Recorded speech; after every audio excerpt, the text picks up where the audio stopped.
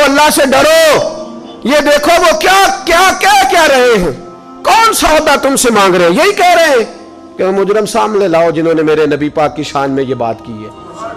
تو یہ غلط بات ہے، کیوں نہیں سزا دی گورنمنٹ نے، کیوں اس کو باہر نہیں نکالا؟ اور میں دلیل دیتا ہوں، ایک آدمی نے کراچی کے ایک لیڈر میں پاکستان مرد آباد کہا تھا، اس کا کھاتا مٹ نہیں گیا؟ بولے میں کراچی میں گاڑی کے شیشے کھول کھول کے دیکھتا رہا ہوں کہ ہر دیوار پہ اس کا نام لکھا ہوتا تھا، آج کدھر گیا؟ کیا کہا اس نے؟ پاکستان مرد آباد، یہی کہا نا اس نے؟ بولے نا یار، تو سزا ہوئی کہ نہیں؟ اس کا پتہ کٹا کہ نہیں ملک سے؟ تو جو پاکستان زندہ باد نہ کہے، اگر اس کا پتہ کٹ جاتا ہے تو جو تاجدار ختم نبوت زندہ باد نہ کہے، اس پر کیوں نہیں فتویٰ لگایا جاتا؟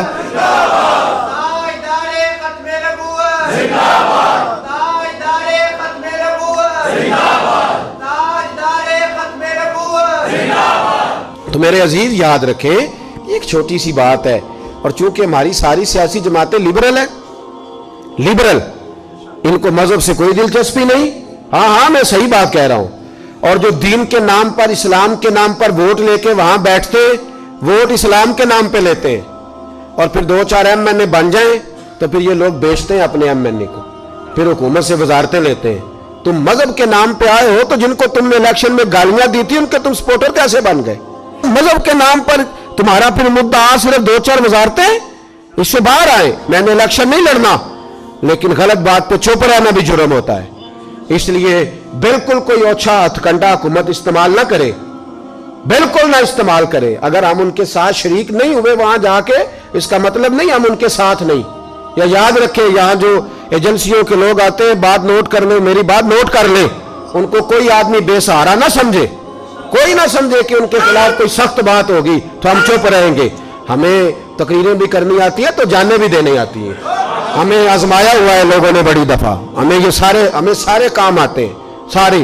ہم نے تو کبھی پسند ہی نہیں کیا روڈ بلاک کرنا، ہمارا تو شیوا ہی نہیں، پر اگر تم ہمیں چھیڑو گے تو پھر یہ نہ سمجھنا کہ ان لوگوں کو آتا کچھ نہیں۔ اور ہماری جماعت کو تو ہمیشہ گورنمنٹ میں مسئلہ ہے، کیونکہ ہمارے پاس ڈنڈا نہیں، ہمارے پاس بندوق نہیں۔ دہشت گردوں کی بات یہ 1 منٹ میں مانتے ہیں، گولی سے ڈرتے ہیں۔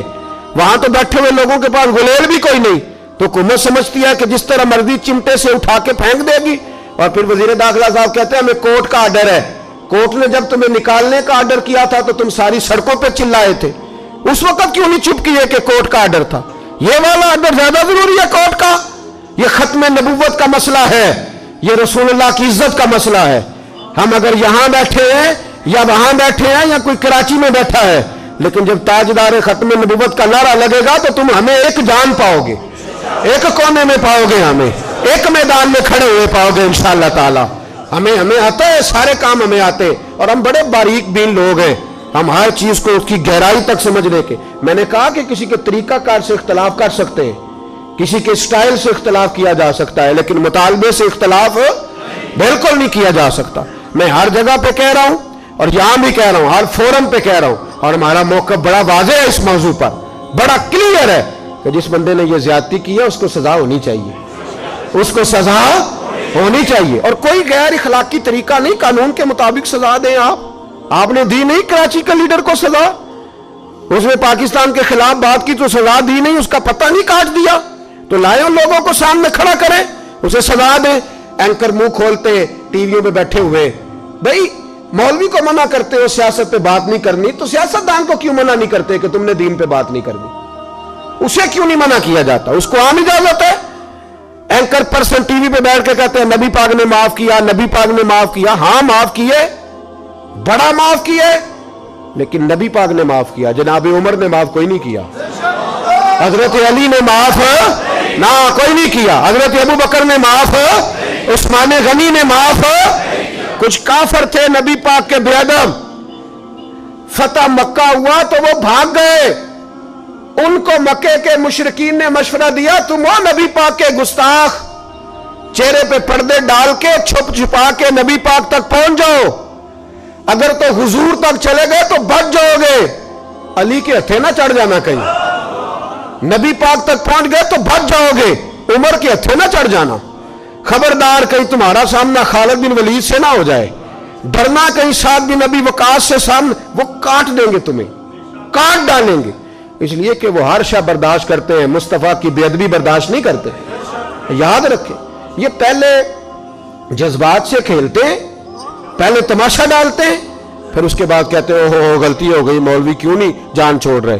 अच्छा, पहले कहा था गलती हुई नहीं, फिर उसके बाद कहा नहीं हुई है और हमने सही, तो बिल्कुल ठीक है। चोर चोरी मानता तो सजा भी लेना, आइन के मुताबिक। वो इतनी सी बात है, इसमें रटे वाली कौन सी बात।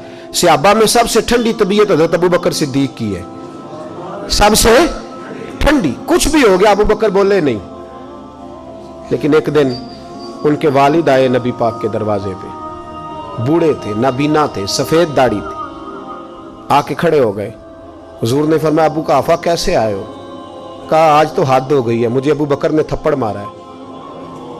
सहाबा कहते हैं जितने लोग खड़े थे सब कहने लगे ये हो नहीं सकता, अबू बकर ये कर नहीं सकते, इसलिए कि उनको तो हजरत उमर तक जाना जरा मुश्किल है, लेकिन जनाबे सिद्दीक अकबर की तो बच्चे बच्चे उन तक पहुंच सकते हैं, तो ठंडे मिजाज के हलीम बुर्दबार आदमी हो नहीं सकता।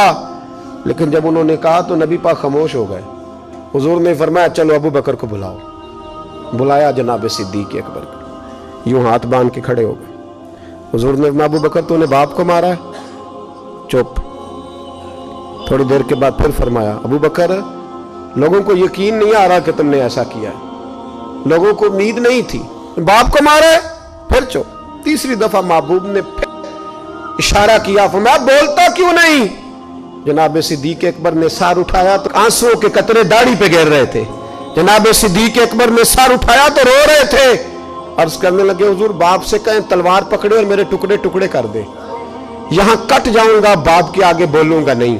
इसे कहो मुझे काट डाले, मार डाले, पर आपके बारे में बात ना करे। हुजूर आज इसने आपके बारे में बात की है, आपके बारे में। हलीमिया अपनी जगह पर मेरा इश्क बड़ा गैरतमंद है। हुजूर वो बुर्दबारी और जगह पे है, वो मेरी जात के लिए, आपके लिए नहीं है। या रसूल अल्लाह सल्लल्लाहु अलैहि वसल्लम आज इसने आपके बारे में बात की, शुक्र करे मेरे हाथ में तलवार नहीं थी, वरना आज बाप की गर्दन कटती और मैं लोगों को बताता हमारे नजदीक सिर्फ वो बंदा बचेगा जो नबी पाक का वफादार होगा, दूसरा कोई बच सकता? क्या कह गए ख्वाजा गुलाम फरीद और आदि कर गए, कहने लगे तन तंदूर हड्डां दा बालन असी हावां नाल तपाया, कप कप मुकियां पेड़े कीते, उतों इश्क पलेथन लाया, तन दी हांडी ते मन दा सालन, उतों लून सबर दा पाया। गुलाम फरीदा वे मैं सारी तेरी, गुलाम फरीदा मैं सारी तेरी, तेनू अजे यकीन नहीं आया?